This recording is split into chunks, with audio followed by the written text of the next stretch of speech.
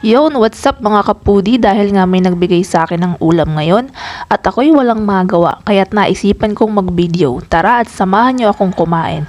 So itong ang ulam na dinuguan ay bigay ng tita ko. Shoutout nga pala sa'yo, Tita Mayrisa Veloso. Salamat sa ulam. Ako ay nakatipid na naman ng isang itlog.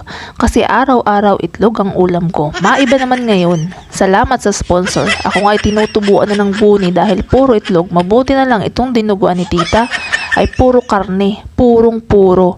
Walang halong kemikal, hindi mo kailangang bumungkal para makahanap ng laman. Ay sus, napakasarap.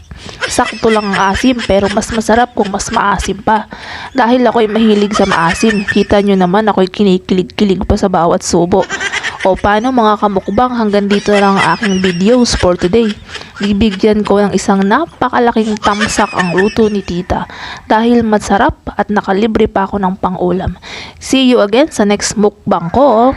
Bye!